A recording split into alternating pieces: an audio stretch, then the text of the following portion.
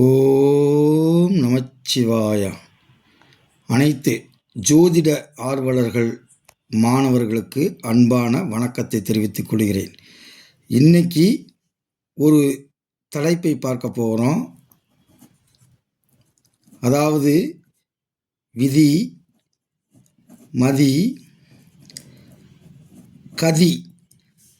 ஜோதிடத்தில் மிக மிக முக்கியமான ஒரு விஷயம் எது அப்படின்னா இந்த விதி, மதி, கதி. இது ரொம்ப ரொம்ப முக்கியமான ஒரு விஷயம். இப்போ பாருங்க, விதினா என்ன, மதினா என்ன, கதினா என்ன, இதுக்கும் இந்த ஜோதிடத்துக்கும் என்ன சம்பந்தம் இருக்குது அப்படின்றத பற்றி தான் இந்த வீடியோவில் நம்ம பார்க்க போகிறோம். விதி என்பது ஆங்கிலத்தில் ஃபேட் என்று சொல்லுவாங்க. இதுதான் முன்ஜென்ம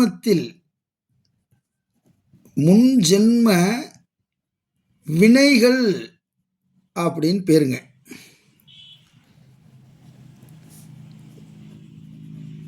முன்ஜென்மத்தில் நம்ம செய்த கர்மா நல்ல விஷயமாக இருந்துச்சுன்னா இந்த லக்கணம் ஒருவருக்கு நன்றாக அமையும். அதைத்தான் பார்ப்பாங்க. எடுத்த உடனே எந்த ஒரு ஜோசியராக இருந்தாலும் லக்கணத்தை தான் பார்ப்பாங்க. ஏன் அப்படின்னா அதுதான் முன்ஜென்ம வினைகள். வினை என்றால் செயல். தமிழில் வினைகள், வினைச்சொல் அப்படின்னுவோம். அப்போ ஒரு செயலை செய்வதை போல் இருந்தால் அது வினை என்று பெயர். இந்த கர்மாவை சொல்லக்கூடிய இடம் லக்கணம். அப்போ லக்கணாதிபதி வலிமையாக இருந்தால், ஆட்சி உச்சமாக இருந்தால், சுபராக இருந்தால், சுபர் மனை ஏறியிருந்தால், சுபருடைய பார்வையில் இருந்தால் அவன் முன்ஜென்ம வினைகள் நன்கு உடையவன், அதாவது நல்ல கர்மா அப்படின்னு பேர். லக்கணாதிபதி 6, 8, 12 மறைஞ்சிட்டாலோ அல்லது நீசமாயிட்டாலோ, பகை வீட்டில் போய் உட்கார்ந்துட்டாலோ, தீய கிரகங்கள் பார்த்துட்டாலோ கர்மா கடுமையான கர்மா என்று பெயர்.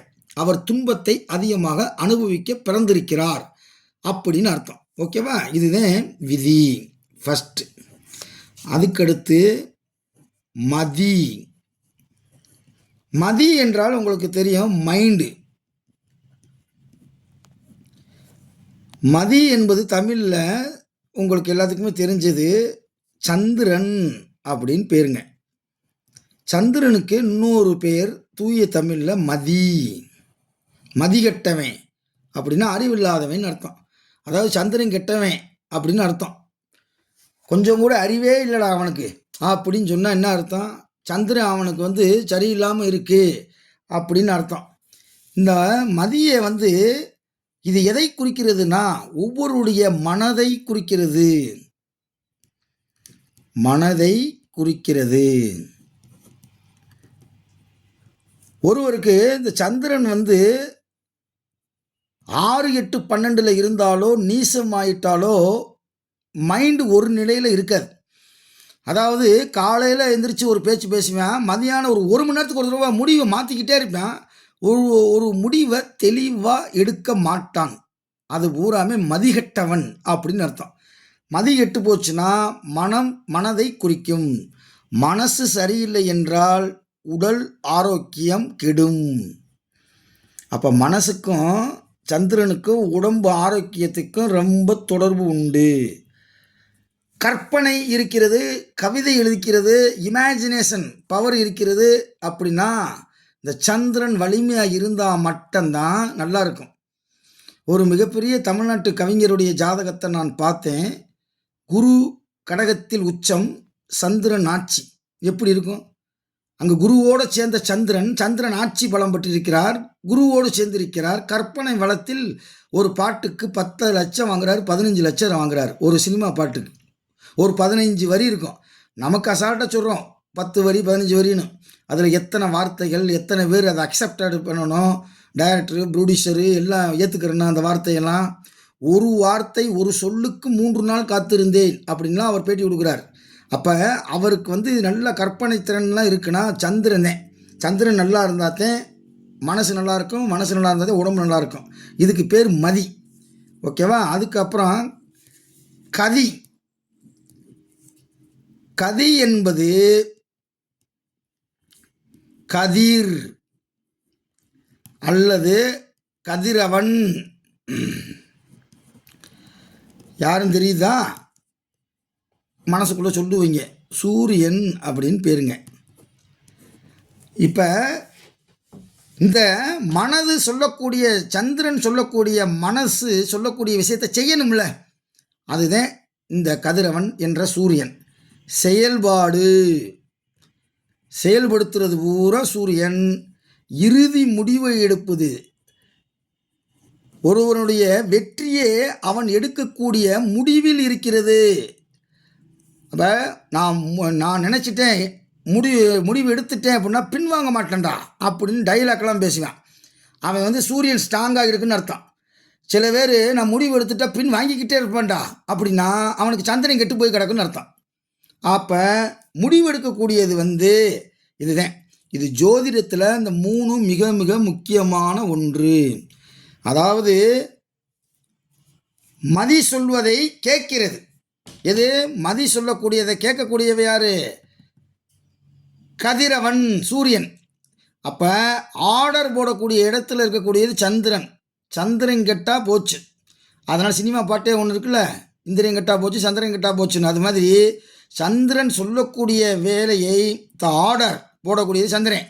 செய்யக்கூடியது, இறுதி முடிவை எடுக்கக்கூடியது, ஃபைனல் டிசிஷன் எடுக்கக்கூடியது எல்லாமே சூரியன் தான். மதி சொல்வதை கதி கேட்கிறது. அதாவது மனம் சொல்லக்கூடியதை ஆற்றல் சூரியனுக்கு உண்டு, செய்யக்கூடிய ஆற்றல் இருக்கு. இந்த 3 தாங்க ஒருவருடைய வாழ்க்கை பாதையை அழைத்து செல்கிறது. வாழ்க்கையை பாதையை அமைக்கிறது. அதாவது விதியும் மதியும் கதியும் தான் ஒருவருடைய வாழ்க்கையில் கையை பிடிச்சி இழுத்துட்டு போய் கிணத்துக்குள்ளே போடுறதும் இந்த 3 தான். ஒருவருடைய வாழ்க்கையில் கையை பிடிச்சி இழுத்துட்டு போய் கிணத்துக்குள்ளே போடக்கூடிய இதுவும் விதி மதி கதி. ஒருவருடைய கையை பிடிச்சி இழுத்துட்டு போய் இமயமலையினுடைய உச்சியில் வெற்றி கொடியை நாட்ட வைக்கிறதும் இந்த விதி மதி கதி. இந்த 3 தான் ரொம்ப ரொம்ப ஜோதிடத்தில் ரொம்ப முக்கியம். பழமொழியே ஒன்று இருக்குது, பார்த்துருப்பீங்களா? விதிகெட்டால், பாருங்க, விதிகெட்டால் மதியை பார், மதியை பார், மதிகெட்டால் கதியை பார். இந்த பழமொழியெல்லாம் நம்மளே உருவாக்குனது. விதிகெட்டால் மதியைப்பார், மதிகெட்டால் கதியைப்பார்.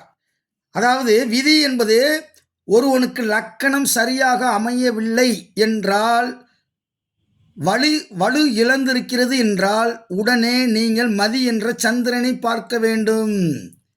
சந்திரனும் கெட்டுவிட்டால் நான் என்ன செய்வது? மதியை பார்க்க, கதியை பார்க்க வேண்டும். சூரியனை பார்ன்றார். சூரியனை லக்கணமாக எடுத்துக்கொள்ளுங்கள். ஒருவன் லக்கணாதிபதி, இப்போ பாருங்க, மீன லக்கணமாக இருக்கு, குரு இங்கே இருக்கு, குரு 2 டிகிரி வாங்கியிருக்குன்னு வச்சுக்கிடுவோம்.